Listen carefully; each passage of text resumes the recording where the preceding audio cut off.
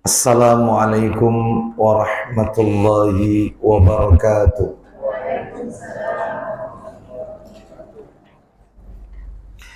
Alhamdulillah alladzi bi ni'matihi tatimmus shalihat wa ashhadu an la ilaha illallah wahdahu la syarika lah wa ashhadu anna Muhammadan abduhu wa rasuluh. Ya ayyuhalladzina amanu taqullaha haqqa tuqatih wa la tamutunna illa wa antum muslimun. Amma ba'du, fa inna asdaqal hadisi kitabullah wa khairal hadi hadi Muhammadin sallallahu alaihi wasallam wa syarral umuri muhdatsatuha wa kullu muhdatsatin bid'ah wa kullu bid'atin dhalalah wa kullu dhalalatin finnar.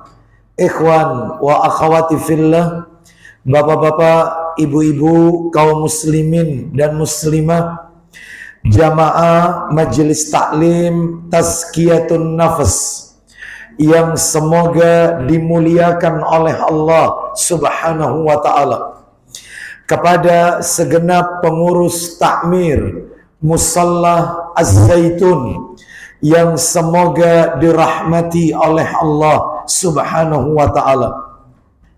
Tidak ada kata yang patut kita ucapkan pada sore hari ini selain rasa syukur kita kepada Allah Tabaraka wa ta'ala atas segala karunia nikmat yang telah Allah berikan kepada kita. Salah satu di antara sekian banyak kenikmatan-kenikmatan yang Allah berikan kepada kita dan kita rasakan pada sore hari ini adalah Allah Subhanahu wa ta'ala kembali mempertemukan kita di salah satu rumah Allah dari sekian banyak rumah-rumah Allah yang ada di muka bumi ini, yaitu Musalla Az-Zaitun, dalam rangka talabul ilmi, menuntut ilmu. Semoga niat kita, langkah kaki perjalanan kita menuju majelis ini semuanya tercatat di sisi Allah sebagai amalan yang diterima dan diridhai oleh Allah Subhanahu wa ta'ala. Bapak ibu kaum muslimin dan muslimah rahimani wa rahimakumullah, sore hari ini seperti biasa kajian kita di Rabu pekan kedua di majelis taklim tazkiyatun nafas. Materinya membahas kitab yang ditulis oleh seorang ulama besar di masanya, yaitu Abu Abdullah Muhammad bin Ismail bin Ibrahim bin Al-Mughirah bin Bardisbah rahimahullah, yang kita kenal dengan nama yang terkenal adalah Imam Bukhari rahimahullah. Kitab beliau yang kita bahas rutin di Rabu pekan kedua adalah kitab Adabul Mufrad, kitab Al-Adabul Mufrad, kitab yang di dalamnya berisi tentang etika-etika, adab-adab. Baik, kita akan lanjutkan materi kita. Terakhir pada pertemuan bulan yang lalu kita telah menuntaskan hadis yang nomor 5 dan nomor 6, betul ya? Hadis nomor 5 dan nomor 6 dalam kitab Al-Adabul Mufrad. Hari ini kita akan masuk materi baru, hadis nomor 7. Hadis yang ke-7 yang diberi judul oleh muallif, oleh penulisnya, bab berbakti kepada kedua orang tua meskipun mereka berdua zalim. Nah, itu ya. Jadi hadis ketujuh ini beda dengan hadis-hadis sebelumnya. Kalau hadis-hadis yang sebelumnya itu lebih menitik beratkan kepada birrul walidain, bakti kepada kedua orang tua. Ibu didahulukan, bahkan ibu memiliki porsi 3:1 atau 4:1. Kenapa ibu memiliki porsi 4:1 daripada bapak? Yang pertama karena dia mengandung, yang kedua karena dia melahirkan, yang ketiga karena dia menyusui. 1-3 ini bapak-bapak nggak mungkin bisa melakukan, dan itu hanya bisa dilakukan oleh wanita, ibu-ibu.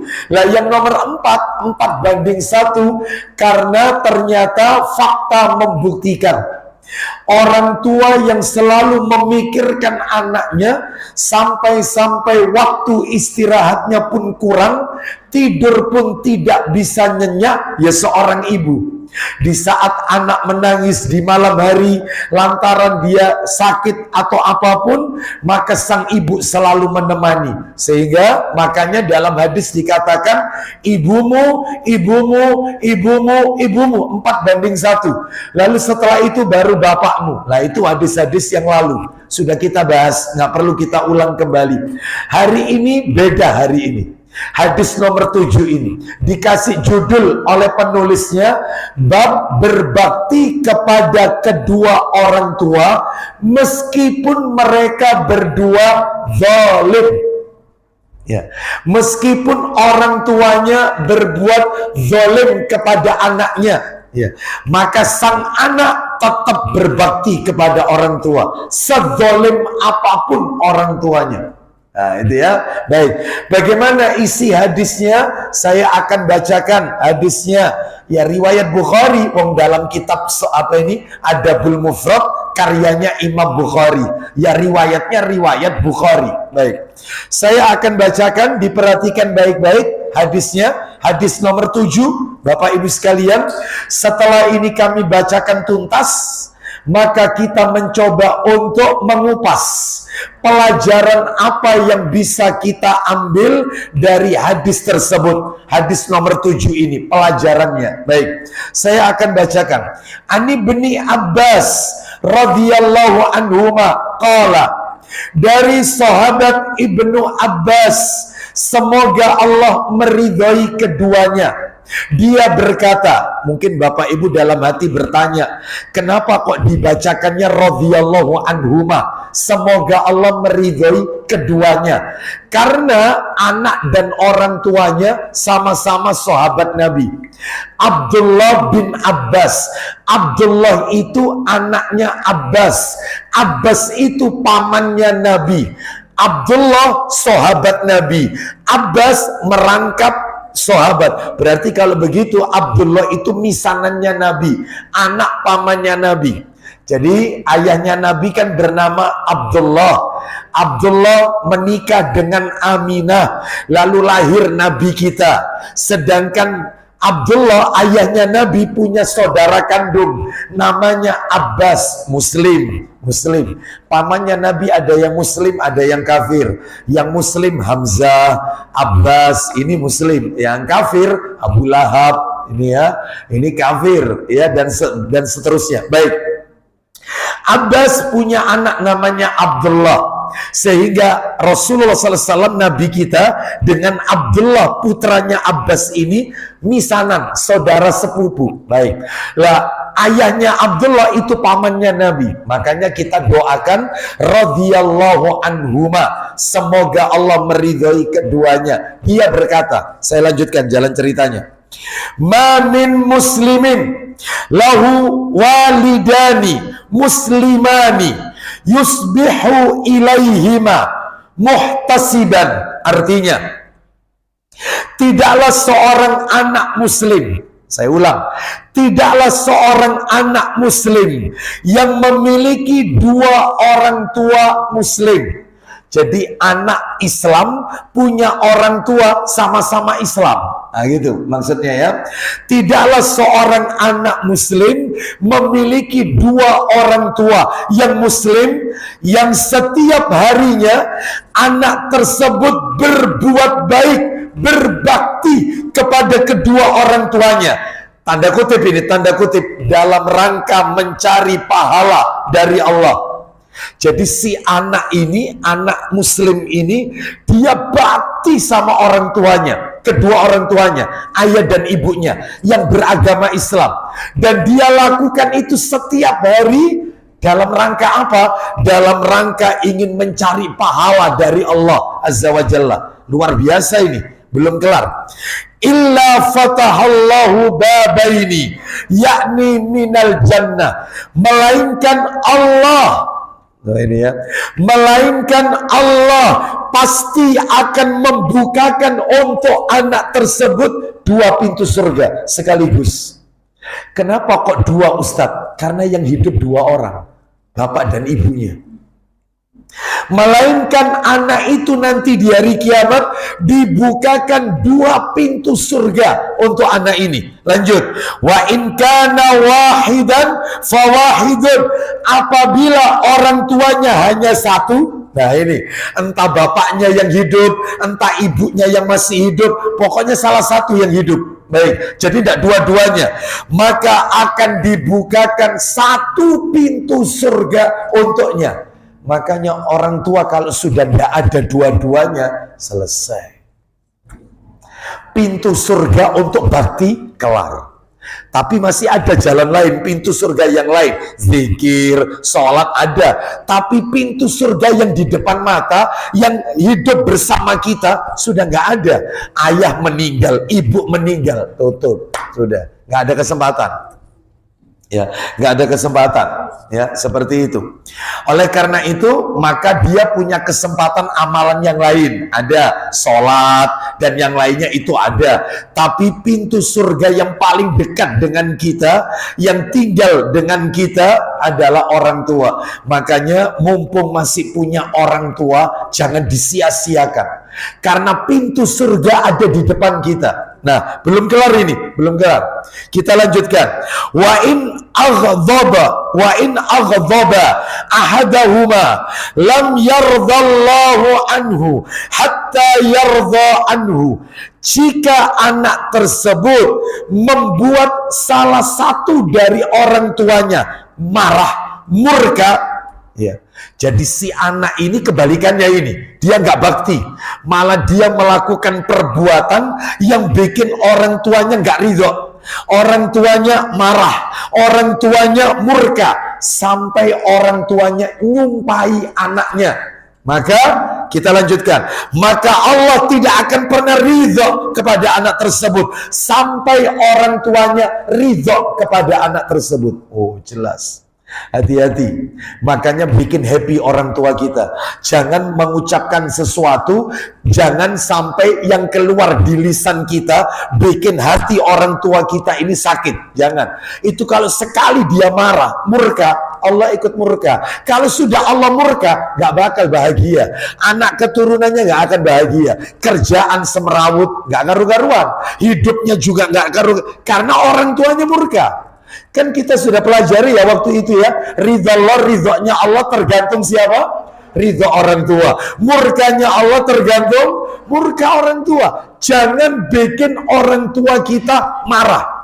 Apalagi sampai nyumpai anak, sampai orang tua berkata, mama haramkan air susunya mama. Oh, na'udzubillah min dzalik. Ya, mama ndak ridho dunia akhirat. Aduh, jangan-jangan deh, kasihan anak ini. Anak ini gak akan bahagia nantinya, selamanya gak akan. Karena dia dapat murka dari Allah Azza wa Jalla. Makanya ini poinnya. Terus, belum kelar, tinggal dikit lagi jalan ceritanya. Qila, ada yang bertanya. Ya berarti kan disuruh bakti nih, disuruh bakti anak ini kepada orang tua. Ada yang tanya, lah ini tanyanya. Wa in zalamahu, ya meskipun kedua orang tuanya zalim kepada anaknya, Meskipun orang tuanya zalim sama anaknya, lo apa Ustadz? Zalimnya orang tua kepada anak. Oh banyak. Kalau kita lihat di masyarakat, orang tua berbuat zalim kepada anak. Memang nggak ada istilah orang tua durhaka kepada anak, nggak ada.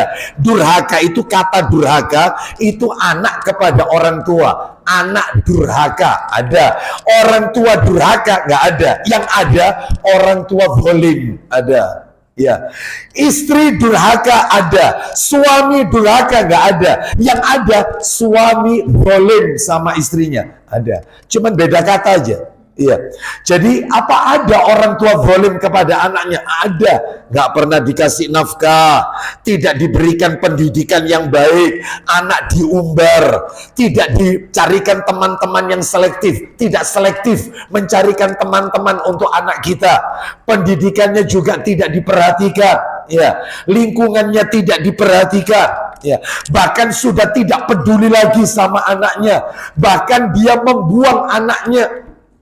Loh, yang kemarin beberapa waktu yang lalu kan sempat ya muncul di layar kaca kita, kalau nggak salah waktu itu ya di televisi kita itu ya, agak lama sih, agak lama. Itu ada seorang wanita yang dia janda, ditinggal wafat oleh suaminya, ya, lalu punya anak satu. Lalu si wanita ini akan menikahi seorang laki-laki, dia akan mau nikah lagi. Si anak ini dibuang dalam keadaan tidur. Jadi anak ini dikasih obat tidur, tidur terpulas, ditaruh di depan toko di luar kota. Bayangkan, dia kepingin hanya berdua saja dengan calonnya ini. Karena calonnya tidak menghendaki anak tersebut. Bayangkan, dia lebih memilih calon suaminya ketimbang anak darah dagingnya. Ya ini namanya orang tua zalim. Makanya orang ini tanya, meskipun orang tuanya zalim, apakah tetap anak harus bakti? Jawabannya Ibnu Abbas radhiyallahu anhu, wa in zalamahu, meskipun zalim tetap bakti. Oh, makanya judulnya nomor 7 ini, berbakti kepada orang tua meskipun mereka berbuat zalim kepada anaknya. Ini dalam kitab Adabul Mufrad. Baik, kira-kira bisa difahami ya hadisnya tadi ya? Ya, saya ringkas, saya sadur sebelum masuk pelajaran. Jadi kata Ibnu Abbas radhiyallahu anhu, seorang anak muslim apabila dia berbakti kepada dua orang tuanya, setiap hari dia bakti dalam rangka mencari pahala dari Allah, dibukakan dua pintu surga. Dibukakan. Kalau punya satu orang tua, dibukakan satu pintu surga untuk anak itu. Nah, kalau anak ini ternyata melakukan perbuatan yang bikin orang tuanya murka, orang tuanya marah, maka Allah akan marah, murka kepada anak tersebut. Lalu ditanya, meskipun orang tuanya zalim, ya, sekalipun orang tuanya berbuat zalim kepada anaknya. Baik. Sekarang kita akan pelajari pelajaran apa yang bisa kita ambil dari hadis ini. Ada 5 Bapak Ibu. Ada 5 pelajaran yang bisa kita ambil dari riwayat ini. 5 pelajaran. 5 pelajaran riwayat ini. Ya, apa saja itu? 1. Yang pertama ini. Ya, yang pertama. Saya tanya dulu sebelum saya sebutkan nomor 1. Saya tanya, Pak, Bu, tadi disebutkan anak itu tiap hari bakti sama orang tuanya, ingin cari apa tadi? Ingin cari pahala di sisi Allah. Kan gitu ya tadi ya? Maka pelajaran yang pertama, ya, bolehnya beramal soleh dengan mengharap pahala dari Allah Azza wa Jalla. Boleh beramal soleh dengan mengharap pahala dari Allah Azza wa Jalla. Boleh. Gak apa-apa. Ya, makanya kalau ada seseorang itu, ya, dia menjalin silaturahim, ya, harapannya itu adalah kepingin dapat pahala. Ada seseorang itu yang dia berbuat baik dengan tetangganya, ada seseorang itu yang dia suka menyantuni anak yatim, tujuannya itu mengharap pahala di sisi Allah, maka itu diperbolehkan. Boleh. Kenapa Ustadz? Kok Ustadz bahas ini? Karena Bapak Ibu sekalian, perhatikan ya, perhatikan aja. Catatannya ditaruh saja, nggak usah ditulis. Nggak usah ditulis. Daripada saya ngecebret, ya Anda nggak dengarkan. Iya, Anda asik menulis. Iya, padahal ini penting penjelasannya ini, ya. Yang penting itu penjelasannya, ya. Baik, diperhatikan aja. Toh juga nanti bakal dapat PDF-nya kalau memang tuntas. Materinya kalau tuntas. Diperhatikan aja. Jadi yang pertama, pelajarannya adalah bolehnya orang itu melakukan amal soleh, amal kebajikan, mengharap pahala dari Allah. Sebagaimana anak tadi, dia berbuat baik kepada orang tuanya tiap hari, ingin mencari pahala. Maksudnya Ustadz menyampaikan ini apa? Maksud saya adalah hadis yang tadi kami sampaikan ini sebagai bantahan atas orang-orang sufi. Orang sufi itu Bapak Ibu sekalian, mereka punya keyakinan, sufi, tasawuf, sufi. Mereka punya keyakinan orang kalau beribadah, melakukan amal soleh, tujuannya mengharap surga, itu tandanya orang yang tidak ikhlas. Wong minta kok surga. Ya, terus menurut mereka orang itu kalau tidak berzina, orang itu tidak minum khamr, orang itu tidak mencuri, orang itu tidak berjudi, orang itu tidak makan riba, gara-gara dia takut sama nerakanya Allah, itu tandanya orang gak ikhlas. Itu orang sufi. Ya, makanya dalam tembangan mereka itu ya, mereka kan ini katanya tembangan ini dari Robi'ah Al-Adawiyah. Ya, pada Robi'ah Al-Adawiyah ini sosok seseorang yang soleh. Ya, itu tembangan-tembangan yang sering kita dengarkan. Ilahi las tulil firdaus si'ala, kan gitu ya, wala afu, kan gitu ya, alan naril jahimi. Itu artinya, ya Allah, jika aku ini melakukan amal ibadah tujuannya hanya mengharap surgamu, lebih baik jangan kau masukkan aku ke surga.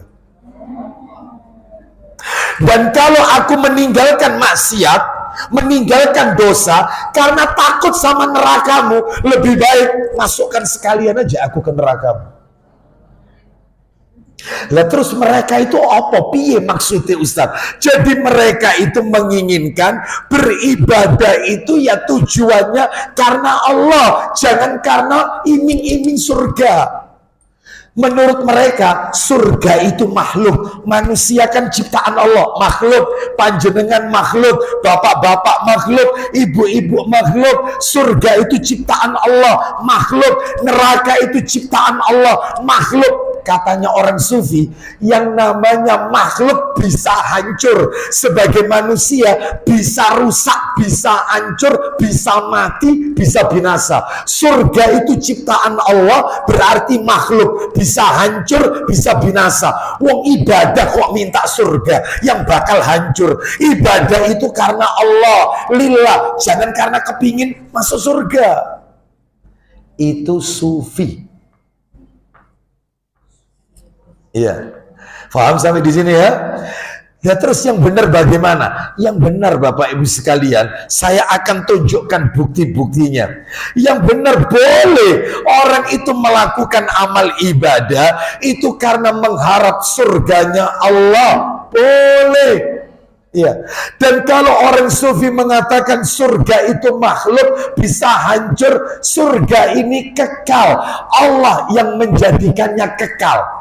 Wong nanti di hari kiamat ketika semua yaumul hisab, manusia sudah dihisab, itu kan hadisnya sahih, maka akan didatangkan seekor kambing, seekor domba, lalu akan disaksikan seluruh manusia nanti di hari kiamat, yang mana kambing itu disembelih di hadapan seluruh manusia, yang di situ dikatakan maka tidak ada kematian setelah ini.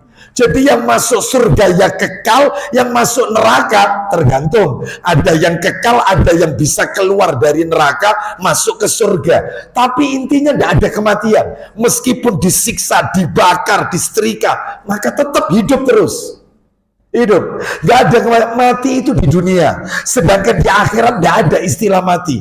Makanya ini bantahan bagi mereka orang-orang sufi. Surga itu kekal, tidak akan hancur. Neraka itu kekal, tidak akan binasa. Berarti boleh Ustadz ya, saya kalau berdoa, ya Allah masukkan aku ke dalam surgamu, boleh. Saya bakti sama suami, tujuannya ingin dimasukkan surga, ngarep pahala, boleh ya. Jadi jangan niru kayak mereka ya. Paham sampai di sini ya? Sekarang tak tunjukkan bukti-bukti boleh beribadah mengharap surganya Allah. Boleh. Apa buktinya? Satu, bukti yang pertama, jangan satu ya, yang A gitu aja. Karena pelajarannya kan baru satu ya. Pelajarannya baru satu A gitu aja supaya enggak bingung. Kan ini pelajarannya ada 5 pelajaran, kita baru nomor 1. Saya tunjukkan bukti-bukti bolehnya beribadah dengan mengharap surganya Allah. Apa buktinya? Yang A. Coba dibuka Quran surat bukti yang A. Quran surat nomor 18 Al-Kahfi. Surat yang dibaca kalau tiap hari Jumat atau malam Jumat.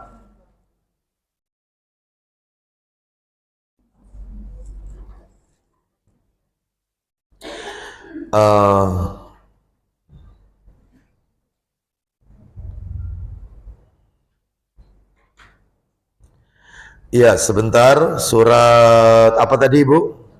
18 Al-Kahfi, surat Al-Kahfi ayatnya 107. Al-Kahfi 107 dan 108. 107 dan 108. Kita dengarkan ya murotalnya. Allah Ta'ala berfirman, Innalladzina amanu wa 'amilus shalihati kanat lahum jannatul firdausi nuzula khalidina fiha la yadkhuluna 'anha hiwala. Silakan. Sesungguhnya orang-orang yang beriman dan beramal soleh. Ulang lagi. Sesungguhnya orang-orang yang beriman. Lanjut. Dan beramal soleh. Itu yang harus digarisbawahi. Selain beriman dia beramal soleh. Apa pahalanya? Lanjut. Bagi mereka adalah surga Firdaus menjadi tempat tinggal. Loh, berarti nggak apa-apa orang melakukan amal soleh yang diinginkan itu agar masuk ke surga Firdaus. Nggak apa-apa. Buktinya ini Allah SWT menjelaskan balasan dari suatu amalan yaitu dijanjikan Firdaus nanti di hari kiamat. Mudah-mudahan yang dibaca ayat ini kita semua termasuk di dalamnya. Ya. Terus lanjut terus. Mereka kekal di dalam. Loh, kekal surga itu. Surga kok binasa? Enggak, surga kekal. Lanjut terus. Mereka tidak ingin berpindah daripadanya. No, nggak pengen pindah, wong kekal di surga, ya seperti itu. Baik, kita lanjutkan bukti yang B, bukti yang B. Anda kalau dengar ini Anda akan kaget. Bukti yang B ini, ternyata Bapak Ibu sekalian, Nabi Ibrahim alaihissalam, Nabi Ibrahim. Saya tanya dulu nih, tes, yang bisa berangkat umroh, ya. Dengan syarat sudah terdaftar di travel itu. Ya, sudah siap berangkat ini maksudnya, ya, gitu loh, ya. Jadi saya tanya, siapa yang tahu di antara Bapak Ibu sekalian nama lain, julukan atau gelar Nabi Ibrahim? Beliau ini disebut apa? Ayo, Nabi Ibrahim. Angkat tangan. Belakang. Bapak Tauhid. Ya. Bahasa Arabnya Abu Tauhid, betul. Selain itu. Bapaknya para nabi. Abul Anbiya, bapaknya para nabi dan rasul, betul. Ya, ada lagi, ada terus. Kekasih Allah, bahasa Arabnya Khalilullah, betul. Ya, lagi, satu lagi. Ayo, ya, ada kira-kira Ya, ada kira-kira? Jadi Nabi Ibrahim alaihissalatu wassalam, beliau ini bapak tauhid, Al-Khalil Abu Tauhid, bapak kekasih Allah, bapak tauhid, Abul Anbiya. Nabi Ibrahim itu minta surga kepada Allah. Sekelas Nabi Ibrahim, bapaknya para nabi dan rasul, itu kalau berdoa minta dimasukkan surga. Berarti nggak apa-apa orang berdoa minta dimasukkan surga. Lah kalau orang sufi minta kok dimasukkan surga, minta itu ditempatkan di sisi Allah, nggak akan hancur. Kalau surga akan hancur, ngapain minta dimasukkan surga? Itu sufi. Lah kita enggak. Makanya dalil ini sebagai bantahan. Boleh orang beramal karena mengharap surga. Di mana dalilnya? Nabi Ibrahim minta surga kepada Allah. Ayo dibuka Quran suratnya, surat nomor 26 Asy-Syu'ara. Surat 26 Asy-Syu'ara. Surat Asy-Syu'ara. Ini adalah artinya para penyair, bukan para pemusik. Ya, jadi ini bukan surat musik, bukan. Gak ada surat musik itu. Ya.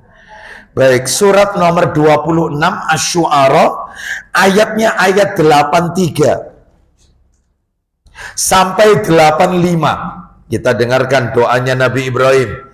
83 sampai 8 berapa? 5. 83 sampai 85 berarti 3 ayat ya, 3 ayat. Allah Ta'ala berfirman, kita dengarkan. Bis-shalihin waj'alni lisana sidqin fil akhirin waj'alni min warathati jannatin na'im. Ya, silakan. Ibrahim berdoa, Ya. Ya Tuhanku, Ya. berikanlah kepadaku hikmah dan masukkanlah aku ke dalam golongan orang-orang yang soleh. Belum poinnya, ayat 84. Dan jadikanlah aku buah tutur yang baik bagi orang-orang yang datang kemudian. Ayat 85 terakhir. Dan jadikanlah aku termasuk orang-orang yang mempusakai surga yang penuh kenikmatan. Duh, minta dimasukkan surga Nabi Ibrahim itu. Ya. Seperti itu. Baik, kita lanjutkan. Itu bukti nomor yang keberapa tadi? B. Yang C. Bukti yang C. Saya tunjukkan nanti sampai E ya, sampai 5, sampai E. Ini baru C sekarang. Saya tunjukkan bukti, nggak apa-apa. Doa minta surga, beramal soleh karena mengharapkan dimasukkan surga. Itu boleh. Dalilnya bukti yang C adalah Asia. Siapa Asia? Istri Fir'aun, bukan Aisyah. Asia, istri Fir'aun, itu pernah minta kepada Allah dibangunkan rumah di surga. Asia binti Muzahim, Asia putrinya Muzahim, Imro'atu Fir'aun, istrinya Fir'aun, pernah minta kepada Allah dibangunkan rumah di surga. Saya tanya sama bapak ibu, terutama ibu-ibu ini, karena yang doa perempuan soalnya. Ibu-ibu pernah minta sama Allah dibangunkan rumah di surga? Hah? Kayaknya karena sudah punya rumah di pondok maritim terus gak kepingin.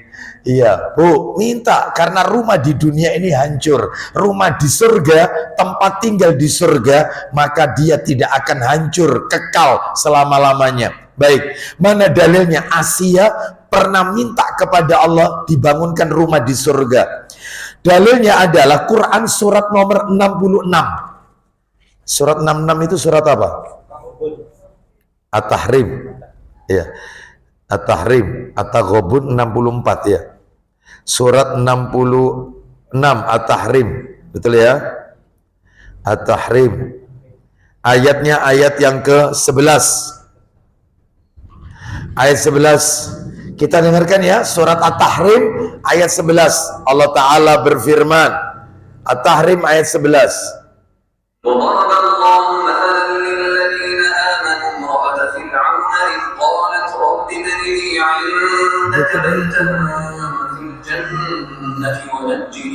ونجني من فرعون وعمله ونجني ونجني من القوم الظالمين. Ya, silakan. Dan Allah membuat istri Fir'aun perumpamaan bagi orang-orang yang beriman. Loh, istri Fir'aun dijadikan pilot project, percontohan, ya, bagi wanita-wanita yang beriman. Nah, terus lanjut.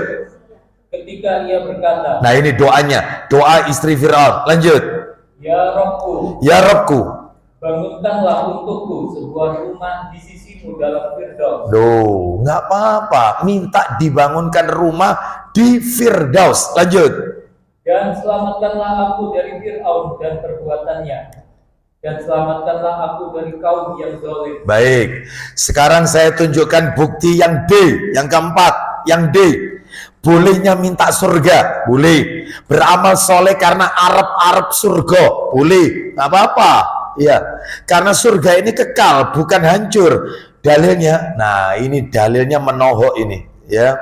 Yang keempat ini, makanya saya heran juga orang sufi ini kira-kira nyontoh siapa dia. Lawang yang keempat ini tak tunjukkan. Nabi kita, Nabi Muhammad sallallahu alaihi wasallam meminta surga. Nabi kita, panutan kita, sang suri tauladan terbaik di jagat alam raya ini, minta kepada Allah, masukkan aku ke dalam surgamu ya Allah. Lah terus mereka ini niru sopo? Lah kok ndak mau minta surga itu loh? Ayo, ya, makanya nggak usah, ya. Makanya ibadahnya orang sufi ini aneh-aneh, nari-nari, muter-muter, ya, kan gitu ya. Baik, ya betul atau tidak? Ya, orang sufi itu ya semakin dia gila, semakin jadi wali.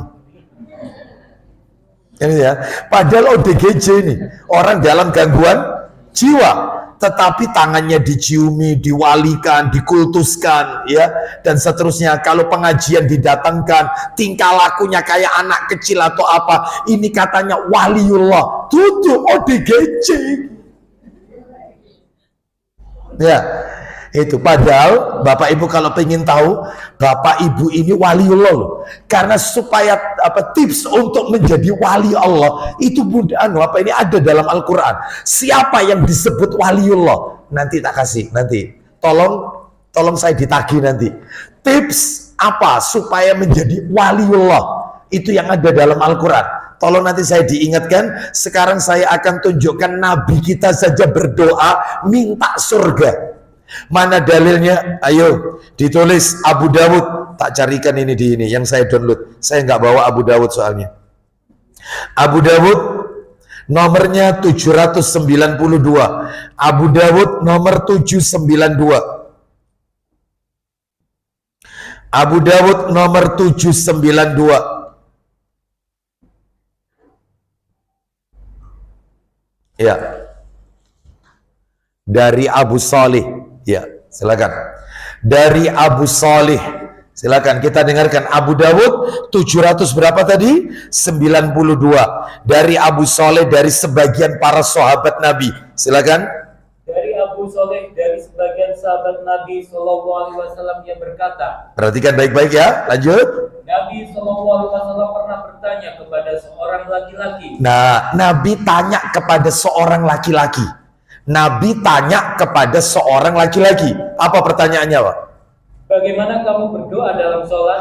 Kamu kalau berdoa di dalam sholat, yang kamu minta apa? Kamu kalau berdoa di dalam sholat, yang kamu minta apa? Makanya ibu-ibu boleh ketika sujud pakai doa ini. Nanti tak tunjukkan bunyi doanya.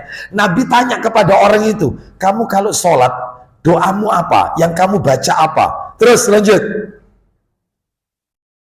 Laki-laki tersebut menjawab, Apa kata laki-laki itu? aku membaca tasyahud dan mengucapkan. Nah, aku baca tahiyat, at-tahiyatul mubarakatus atau at-tahiyatul lillahi wassalawatu wattayyibat. Ya, assalamu alayka ayyuhan dan seterusnya. Setelah innaka hamidum majid, lanjut, silakan. Allahumma inni as'alukal jannata wa a'udzubika minan nar. Baik.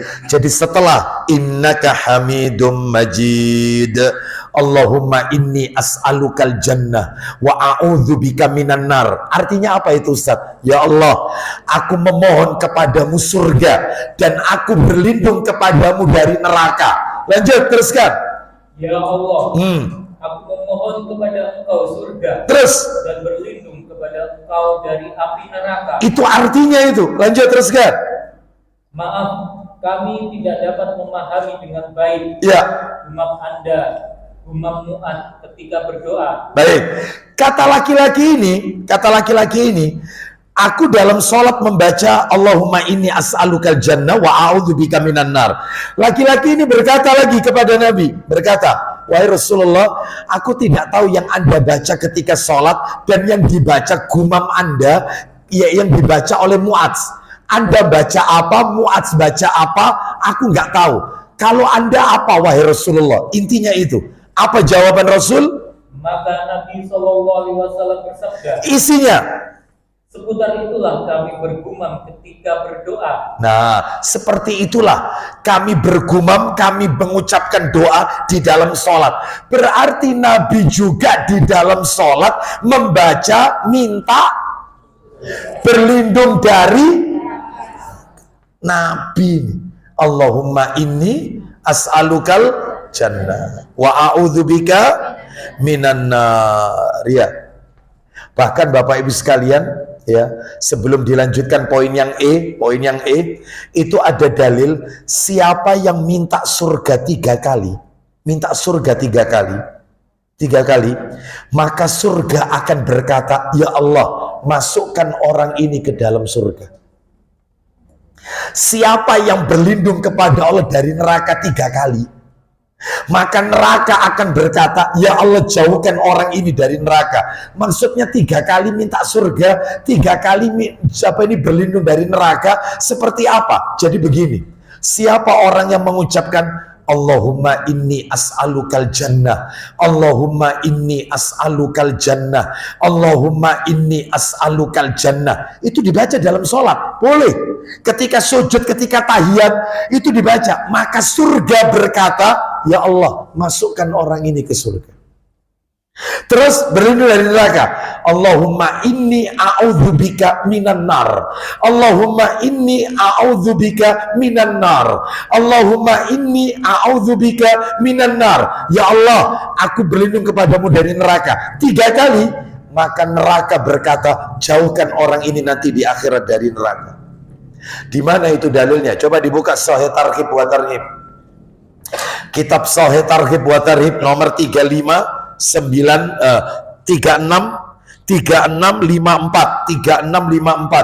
3654. Ayo dibaca. Sahih Targhib wa Tarhib nomor 3654. Baca. Ayo. Ya, Sahih Targhib wa Tarhib nomor 3654. Nggak usah ditulis jilidnya, nggak usah. Yang penting nomor hadisnya 3654. Silakan baca.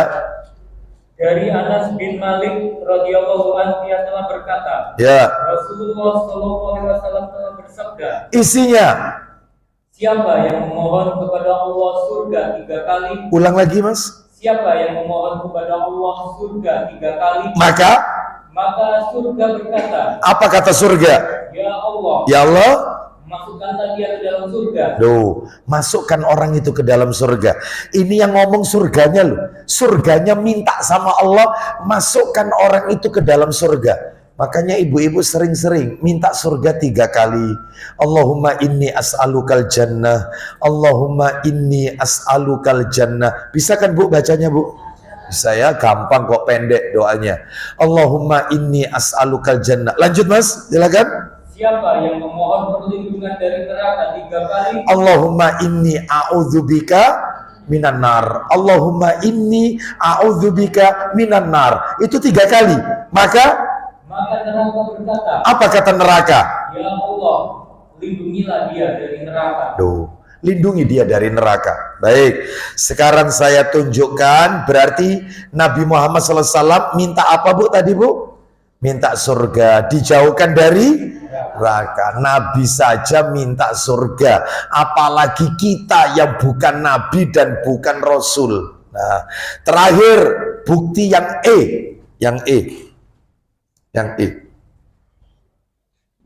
Yang E untuk membantah orang sufi nih maksudnya, ya. Bahwasanya boleh beribadah itu mengharap surga, boleh. Poin yang E adalah Rasulullah sallallahu alaihi wasallam menyuruh kita Rasulullah sallallahu alaihi wasallam menyuruh kita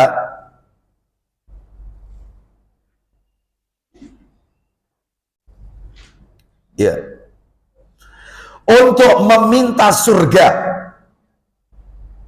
Rasulullah sallallahu alaihi wasallam menyuruh kita untuk meminta surga. Nabi itu loh nyuruh kita ini disuruh. Lah kok mereka orang-orang sufi nggak mau doa minta masuk surga, nggak mau. Masa orang melakukan amal ibadah Arab surga, orang masa berdoa minta dimasukkan surga. Menurut mereka surga itu hancur, padahal tidak kekal.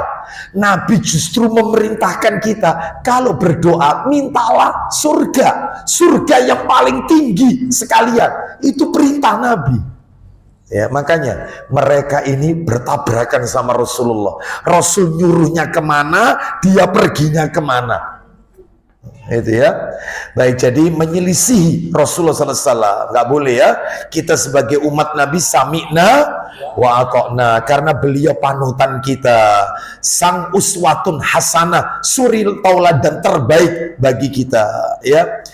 Maka mana dalilnya Nabi nyuruh kita untuk minta surga? Dalilnya adalah hadis riwayat Tirmidzi. Hadis riwayat Tirmidzi, nomornya saya carikan di sini, nomor 2531. Tirmidzi nomor 2531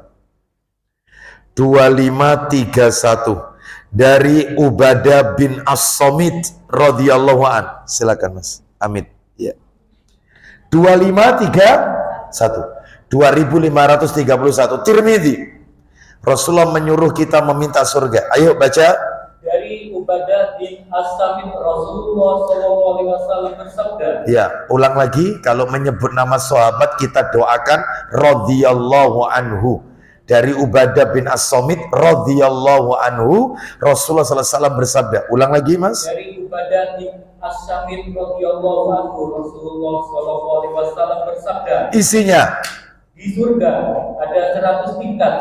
Perhatikan ya, surga itu punya 100 level, 100 tingkat, 100 derajat. Lanjut. Jarak antara masing-masing tingkat seperti antara bumi dan langit. Surga itu punya 100 level. Antara level 1 dengan level berikutnya seperti bumi dengan langit. Allah. Berarti luas Ustaz surga ini. Ya, ini kekuasaan Allah Azza wa Jalla. Terus lanjut. Dan Firdaus adalah surga tertinggi. Firdaus adalah tempat di dalam surga yang paling tinggi. Atasnya Firdaus ada apa Pak? Lanjut, teruskan. Darinya 4 sungai surga memancar. Jadi di dalam Firdaus ada 4 sungai. Sungai apa saja? Sungai air, sungai khomer, sungai madu, sungai susu. Wih, ini yang mengalir ke surga-surga yang ada di bawahnya. Ini paling tinggi nih levelnya Firdaus ini. Terus lanjut. Di atasnya ars. Atasnya Firdaus itu arsnya Allah. Ini paling level paling tinggi ini sudah. Gak bisa lagi, gak ada lagi lebih tinggi, gak ada. Jadi atapnya Firdaus itu langsung arsnya Allah Azza wa Jalla. Ini paling tinggi sudah. Mudah-mudahan kita di dalamnya. Ya, tapi itu syaratnya 6 itu kalau ingin masuk ke sana. 6 itu apa saja ada di surat Al-Mu'minun. Insya Allah lain kesempatan aja, lain kesempatan ya. Baik, nanti tambah melebar nanti. Kita lanjutkan. Terus ulang lagi. Atasnya ada apa? Ulang lagi dikit. Di atasnya ars. Terus. Bila kalian meminta kepada Nah, Allah. ulang lagi. Bila kalian meminta kepada Allah. Maka apa yang Nabi suruh? Mintalah Firdaus. Mintalah Firdaus. Nabi nyuruh kita minta Firdaus. Allahumma inni as'alukal Firdaus. Ya Allah, aku mohon kepadamu Firdaus. Oh, itu minta. Ya, Ustadz, gak usah muluk-muluk gitu loh Ustadz. Ya, Ya masuk tok meskipun di emperannya surga itu sudah alhamdulillah Ustaz. Yang penting gak duit neraka lah. Ini kan pesimis. Orang itu harus Nabi ngajari kita kalau minta surga yang level tertinggi, jangan yang level bawah. Ya, optimis. Ya, minta Firdaus. Lanjut, teruskan. Sudah ya. Apabila kalian meminta, mintalah Firdaus. Berarti Nabi menyuruh kita agar kita kalau berdoa minta dimasukkan ke dalam Firdaus atau surga. Ya, baik. Sekarang kita akan lanjutkan pelajaran nomor 2. Pelajaran nomor 2. Jangan ditulis dulu, saya mau tanya. Bu, Pak, mudah-mudahan panjenengan masih ingat hadis di awal kajian tadi. Anak itu kalau bakti sama orang tuanya dan dua orang tuanya masih hidup, dia bakti, dibukakan berapa pintu surga? Dua. Maka pelajaran yang kedua ini Anda tulis boleh, kita akan berbicara seputar pintu surga. Nah, pelajaran yang kedua ini adalah seputar pintu surga. Anda harus tahu kayak apa pintu surga ini. Karena anak kalau bakti sama orang tuanya tadi, kalau hidup dua-duanya, dibukakan pintu surga. Saya tanya, kalau mati salah satu, entah bapaknya, entah ibunya, dan dia bakti sama orang tuanya, dibukakan berapa? 1. Itu. Jadi nek wong tua siji, ya dibukakan pintu 1. Kalau wong tua loro sama-sama hidup, dibukakan 2 pintu surga. Nggak punya orang tua, selesai. Tutup. Tapi ada amalan yang lain ada. Cuman untuk amalan bakti sama orang tua sudah nggak bisa. Makanya mumpung masih ada orang tua masih hidup, jangan disia-siakan, jangan disia-sia. Itu pintu surga itu. Paham? Paham ya? Ya, baik. Dibukakan pintu surga. Maka sekarang kita akan berbicara seputar pintu surga. Apa yang perlu Bapak Ibu ketahui seputar pintu surga? Yang pertama, yang A,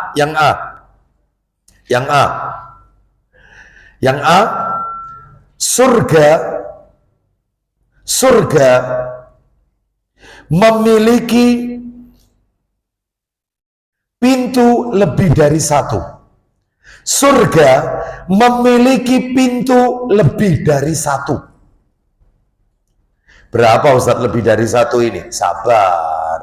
Sabar dulu. Ya, saya tanya yang pernah belajar bahasa Arab, pintu itu bahasa Arabnya apa? Babun. Itu kalau pintunya 1. Kalau pintunya banyak, kayak gini, sana pintu, di sana mungkin ada pintu juga. Lebih apa? Kok babus? Kayak bahasa Inggris saya. Iya, seperti itu ya. Itu ya. Jadi kalau satu pena, ya pen, ya. Kalau penanya lebih, kok bahasa Inggris saja, ya. Ayo, kalau pintunya 1, babun, betul. Jawaban panjenengan betul, babun. Lah kalau pintunya banyak, apa bahasa Arabnya? Abwabun. Abwab. Ya, abwab itu pintunya lebih dari 1. Mana dalilnya? Surga itu punya pintu tapi jumlahnya lebih dari 1. Kita dengarkan. Ayo dibuka Quran surat 39 Az-Zumar. Surat Az-Zumar. Ayatnya ayat Az-Zumar ayat surat 39 ayat 71. Surat 39 ayat 71. Ya, sudah ketemu? Kita dengarkan ayatnya ya. Ayo ibu-ibu yang bawa Quran atau bawa aplikasi Al-Quran di Androidnya, dibuka, nanti dicek apa betul ada kata-kata abwabuha, abwab. Nah, kita dengarkan. Ayatnya kita dengarkan. Allah berfirman.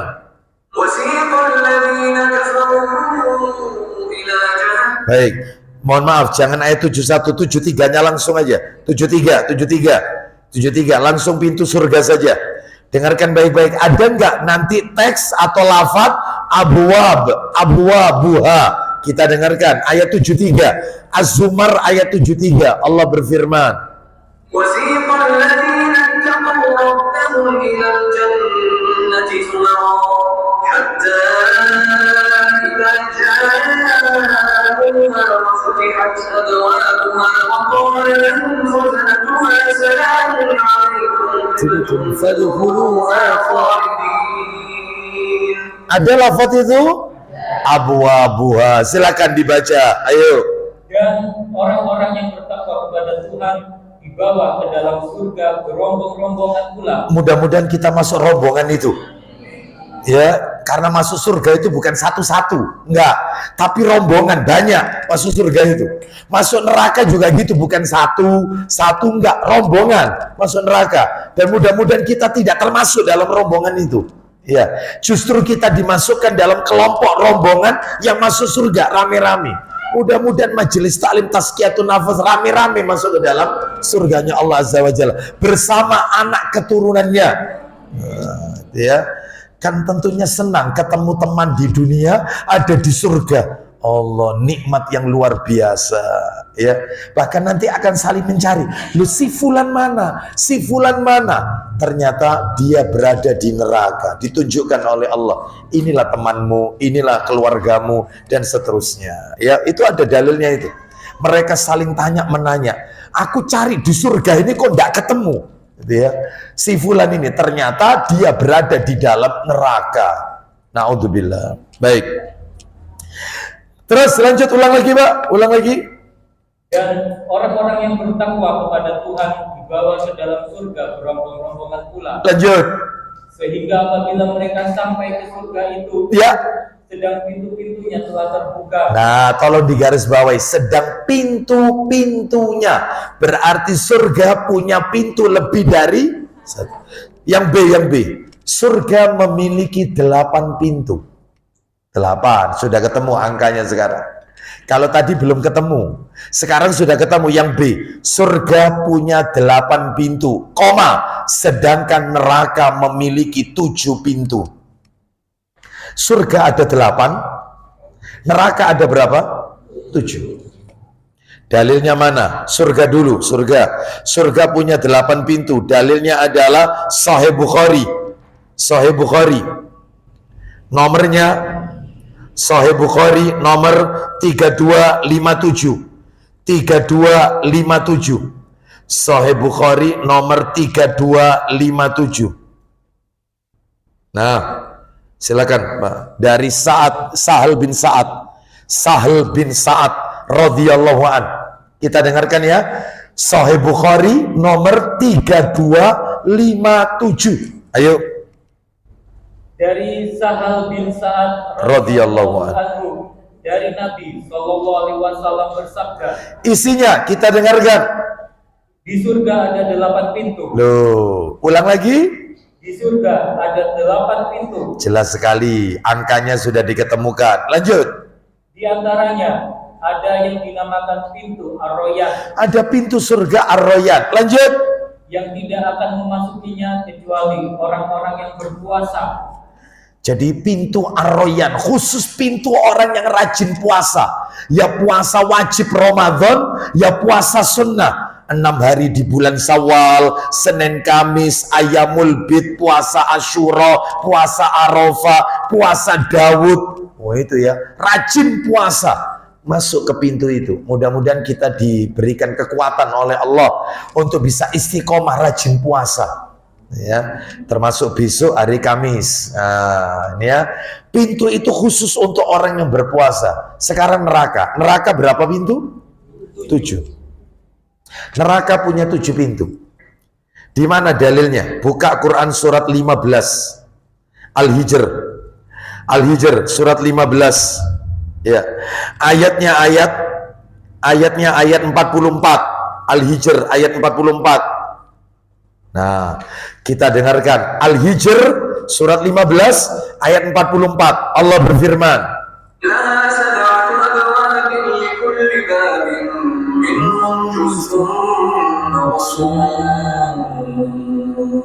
ya silakan. Neraka Jahanam itu mempunyai 7 pintu. Ulang lagi. Neraka Jahanam itu mempunyai mempunyai 7 pintu. Lanjut.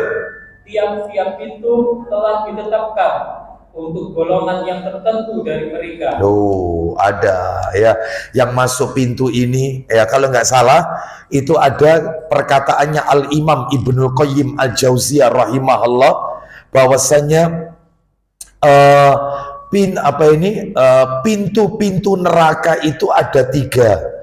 Itu ya, diantaranya yang akan masuk ini kan tadi ada 7. Lah ini yang 3 itu yang akan masuk ke dalamnya itu 1 pintu, nama pintunya pintu syahwat. Yang kedua pintu syubhat. Yang ketiga pintu ghadab, marah. Makanya jangan suka ngamuan, jangan suka marah. Karena neraka itu ada pintu namanya pintu marah. Wong sing suka ngamuan ini. Ustadz, ngamuan sama cerewet itu ya. Itu ya apa Ustadz? Apa beda tipis kira-kira? Istri saya itu Ustadz kalau ngomel Ustadz, ya pokoknya pagi dan petang kayak zikir pagi petang. Ya, Masya Allah. Ya, jadi jangan suka marah, jangan suka emosi. Jangan, ya suami nggak usah emosi. Lawang istri Anda itu loh bukan bidadari, panjenengan itu loh bukan malaikat, tak ada gading yang tak retak. Tiap kita punya aib, apalagi istri kita diciptakan dari tulang rusuk yang bengkok. Meskipun dia S3 tetap bengkok. Yang sabar. Surganya di situ. Cuma dikit-dikit apa ngamuk ya. Masakan kasinan didik ngamuk. Marah itu ada tempatnya. Agama Allah diolok-olok marah. Marah gara-gara masakan Bali kurang abang ayo ngamuk. Mungkin lomboknya barangkali. Ya, betul tidak? Ya. Itu sudah langsung ya, nggak usah cerewet ya. Kan ada seorang suami yang rewel ini kan masalah itu. Ada nggak?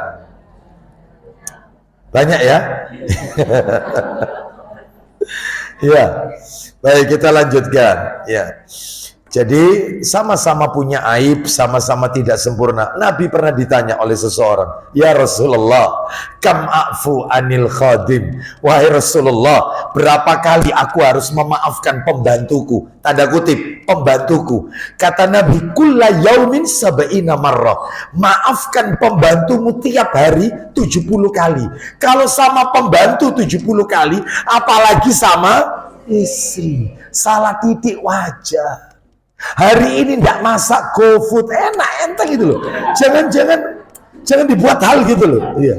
Barang cilik dadekno gede. Gak usah ngamuan, gak usah emosi. Ya baik. Kita lanjutkan. Bisa ya? Insya Allah ya.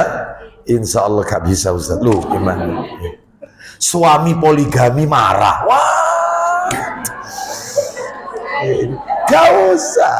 Ngapain marah? Kita kok mulai kan? Ada yang salah dengan ucapan saya? Ada yang salah? Tidak ada ya. Baik, kita lanjutkan. Sekarang nomor C seputar surga. Mesti nyerempet katanya. Iya. Pertamanya enak, ujung-ujungnya nyerempet katanya. Baik, kita lanjutkan. Yang C, pintu surga hanya dibuka pada 2 waktu saja. Pintu surga itu dibuka hanya 2 waktu saja. Hanya 2 waktu. Kapan? Ayo siapa yang tahu? Kapan dibuka pintu surga itu? Betul? Ramadan? Satunya lagi? Bukan. Satunya lagi? Baik, tulis pintu surga dibuka pada 2 waktu. 1 Ramadan, 2 setiap Senin dan Kamis. Tiap Senin dan Kamis. Tiap Senin dan Kamis. Mana dalilnya? Dalil.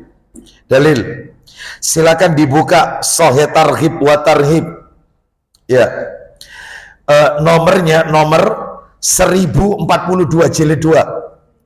1042. 1042.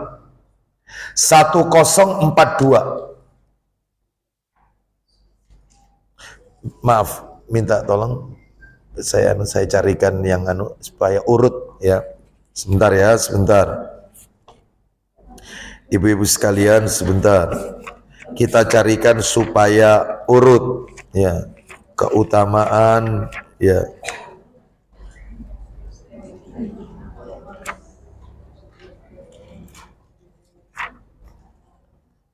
Ya.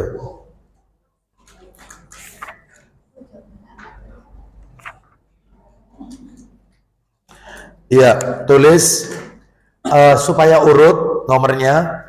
Sahih Targhib wa Tarhib nomor 998 dulu. 998, lalu yang tadi 1042. Baik, coba dibuka yang 998. Nah, ini sudah, tinggal baca. 998, 998. Kita dengarkan. Idza jaa Ramadan futihat abwabul jannah wa khuliqat abwabun nar wa suffidatis syayatin. Silakan. Dari Abu Hurairah radhiyallahu anhu Ya. bahwa Rasulullah sallallahu alaihi wasallam bersabda, Isinya apabila Ramadan tiba, ya. maka pintu-pintu surga dibuka. Duh, Ramadan kalau masuk, pintu-pintu surga dibuka. Mudah-mudahan yaitu Allah pertemukan kita dengan Ramadan di masa-masa yang akan datang. Ya, mudah-mudahan Ramadan kemarin bukanlah Ramadan terakhir bagi kita. Ya, lanjut teruskan. Terus lanjut. Pintu-pintu neraka ditutup. Duh, kalau Ramadan masuk pintu neraka ditutup. Lanjut. Dan setan-setan dibelenggu dengan rantai. Baik, setan-setan dibelenggu. Baik. Loh Ustadz, kok di bulan Ramadan masih muncul maksiat, banyak pelaku dosa. Di layar kaca kita itu Ustadz, seringkali kita dengarkan berita Ramadan ini, tapi melakukan zina, minum khamr, mabuk. Itu gimana? Bu, Pak, mohon maaf, yang diikat itu dengan rantai itu para pemimpin-pemimpin syaitan. Sedangkan anak buahnya masih keliaran di pondok maritim. Masih. Itu ya. Ini yang diikat itu apa? Pemimpin. Ya. Anak buahnya masih di sepanjang Kletek dan seterusnya. Wes gitu aja. Ya. Daripada nanti saya dikomplain, ya Ustadz kok nyebut pondok maritim, ya sudah Kletek sekalian, ya. Baik, saya kan tinggal di sana, wis gak apa-apa, berkorban. Bapak Ibu sekalian, rahimani wa rahimakumullah. Jadi setiap masuk Ramadan pintu surga di satunya lagi, nomor berapa tadi? 10. Lah itu yang Senin Kamis. Kita dengarkan. Baca 1042, Bapak. Nanti yang dibaca dulu 1042, tapi yang dibaca artinya yang poin C-nya, poin C. Baik, silakan dibaca 1042 yang poin A. Dari mana dulu itu? Dari? Dalam salah satu riwayat miliknya Muslim. Ya. Pintu-pintu surga. Yang C ya, yang C ya. Silakan yang C kita dengarkan. Pintu-pintu surga dibuka pada hari Senin dan hari Kamis. Ulang lagi. Pintu-pintu surga dibuka pada hari Senin dan hari Kamis. Lanjut. Maka semua hamba yang tidak menyekutukan Allah dengan sesuatu diampuni, kecuali seseorang yang antara dirinya dengan saudaranya terdapat permusuhan. Ya, terus. Sudah ya. Jadi pintu-pintu surga itu dibuka tiap Senin dan Kamis. Senin dan Kamis. Ya, kecuali bagi mereka yang melakukan perbuatan syirik dan mereka yang menyimpan dendam dengan saudara karib kerabatnya, maka mereka nggak akan masuk kesempatan yang ini, satu ini, yaitu masuk ke dalam surga. Makanya Bapak Ibu sekalian, jangan sampai kita ini ribut sak duluran, jangan, rugi, betul rugi. Silakan kalau saudara kita itu memusuhi kita, Anda jangan membalas keburukan dengan keburukan. Meskipun dia jahat, telepon kita diblokir. Oh sudah, kita datang ke rumahnya ditutup pintunya. Kita ketemu di jalan, mereka tidak mau menjawab salam kita, tidak peduli dengan kita. Kita undang, tidak pernah datang. Dia punya acara, kita tidak pernah diundang. Loh coba, sudah membenci, merusak nama baik kita. Nama kita difitnah habis-habisan. Tetap tanyakan kabarnya dan Anda datang atau care peduli dengan dia. Jangan bawa bola panas. Kalau bisa bola panasnya kasihkan ke dia. Gak apa-apa kamu tidak mau datang ke rumahku. Aku yang akan datang. Kenapa kok saya mengatakan demikian? Percuma Bapak Ibu capek-capek ibadah gak akan diterima oleh Allah. Anda mau umroh tiap bulan, Anda haji tiap tahun, tetap gak bisa diterima oleh Allah. Karena ribet saat duluran. Anda kalau mau ribet sama tetangga silakan, dampaknya tidak besar dampaknya. Tapi ribet sama keluarga, family, apalagi saudara kandung, mungkin karena warisan, mungkin karena apa, aduh capek deh. Makanya saya seringkali itu didatangi jamaah minta solusi, bahwasanya ada keluarganya yang pengen menguasai harta waris. Ya Pak Ustadz, ini kalau tak proses Ustadz, tak teruskan, tak panggilkan pengacara, kena KB Ustadz, kena semua. Dia kena, ya, sa-RT RW-nya kena karena merasa dikasih. Sehingga gimana caranya dia dapat warisan. Jadi namanya dia dihapus dari daftar KSK, KK. Kayak gitu, dianggap bukan anaknya. Harta ini cuma satu-satunya tok untuk dia. Ini kalau tahu saya nyewa pengacara ente ini Ustadz, dan ini nilainya miliaran Ustadz. Wes jarno wes, ya dalam bahasa saya pojok kamu, jarang cek dilek wes sudah. Gak usah ribut, gak usah. Anda sudah punya rumah enggak? Sudah Ustadz. Selesai, meskipun sederhana, bersyukur. Wes urusannya dia nanti sama Allah di hari kiamat. Yang penting Anda urusi kayak begini, ya gontok-gontokan di pengadilan, tidak saling nyapa. Anda umroh, Anda zakat, sodako, puasa Ramadan, nol, nggak diterima oleh Allah. Eman kan? Sudah, biarkan dimakan sama dia. Biarkan. Urusannya dia nanti sama Allah di akhirat. Ada hitungannya. Allah tidak tidur, semua tercatat di Lauhul Mahfuz. Itu aja. Jadi tak lepas Ustaz ya, lepas. Tapi jangan putus. Jangan putus. Nek ketok itu ya gregetan Ustaz. Gak usah. Gak usah. Itu. Jangan ya, jangan. Percuma capek-capek, rugi. Anda capek-capek ibadah gak diterima oleh Allah. Baik. Bisa kira-kira menghadapi keluarga seperti ini? Ya. Ya. Baik, kalau lihat nominalnya Ustaz, angkanya nolnya ada 7 ini Ustaz. 7, 8 Ustaz, Eman ya Ustaz. Oh ya, masih gandoli harta tapi ribut sama keluarga. Sudah, biarkan dia. Seperti itu ya. Baik, kita lanjutkan. Kalau ada undangan arisan atau arisan keluarga, kan ada keluarga itu pilih-pilih. Dia mau datang kalau yang ngundang keluarganya yang kaya. Kalau yang ngundang keluarganya yang miskin tidak mau datang.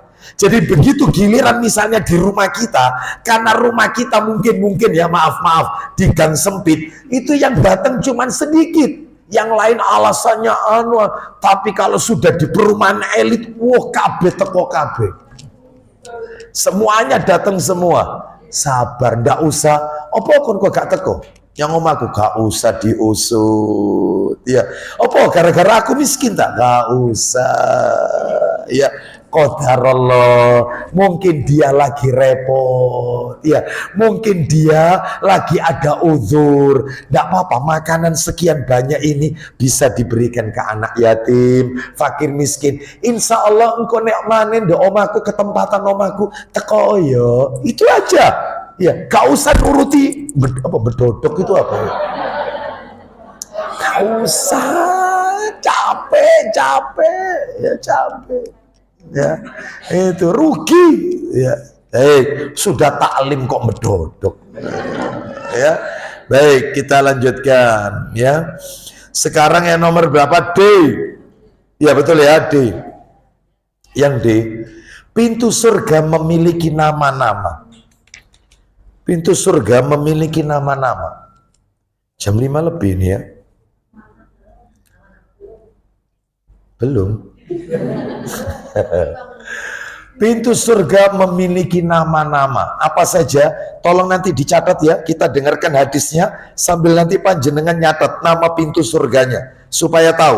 Coba Mas dibuka Sahih Muslimnya Mas. Sahih Muslim nomornya Mas 984. Sahih Muslim 984. Nomor aslinya 1027 tapi 984. Nomor aslinya 1027. Ayo, dari Abu Hurairah radhiyallahu an. Dibaca dulu, nanti kalau tiba waktunya saya minta ibu-ibu untuk mencatat. Jangan dicatat dulu ini. Kita dengarkan. Silakan Mas, dibaca dulu. Dari Abu Hurairah radhiyallahu anhu katanya 984 ya. Betul ya, Sahih Muslim. Nomor aslinya 1027. Silakan lanjut. Rasulullah Shallallahu Alaihi Wasallam bersabda, Silakan isi sabdanya. siapa yang bersedekah hewan ternak dengan berpasangan jantan betina Belum poinnya. Lanjut. untuk membela agama Allah, Ya. fisabilillah, Terus maka dia akan dipanggil kelak dalam surga. ya, Hai hamba Allah, lanjut. inilah pahala kebajikanmu. Nah, sekarang poinnya. Siap-siap dicatat. Siapa? Siapa yang rajin sholat, dia akan dipanggil dari pintu sholat. Berarti pintu surga yang nomor 1 pintu sholat. Babus sholat. Pintu sholat. Lanjut. Dan siapa yang ikut berjuang menegakkan agama Allah, Ya. dia akan dipanggil dari pintu jihad. Pintu jihad nomor 2. Babul jihad. Pintu jihad. Terus. Dan siapa yang rajin bersedekah, dia akan dipanggil dari pintu sedekah. Pintu sodakoh. Babus sodakoh. Pintu sholat. Pintu jihad. Pintu sodakoh. Lanjut. Dan siapa yang rajin puasa, Maka dia akan dipanggil dari pintu puasa. bukan pintu puasa, ada namanya tadi. Pintu Ar-Royan. Pintu Ar-Royan. Baik. Pintu Ar-Royan. Berarti sudah berapa itu? Baik. Padahal surga ada berapa pintu? Sisanya yang 4, ada dalam riwayat lain yang terpencar-pencar. Kesimpulannya, boleh panjenengan tulis. Tidak ada di Sahih Muslim ini. Apa itu pintu yang nomor 5 sekarang lanjutannya? Pintu yang kelima adalah, yaitu pintu menahan amarah. Oh mohon maaf, pintu haji. Maaf, pintu haji dulu. Itu nomor 5, pintu haji. Nomor 6, pintu menahan amarah. Gak ngamuan itu ada pintunya loh. Ya, badan keker, ya. Otot tulang apa? Otot besi tulang apa? Otot apa? Otot kawat balung besi. Ya, keker badan kayak binaragawan. Ternyata ngamuan sama istrinya. Wah.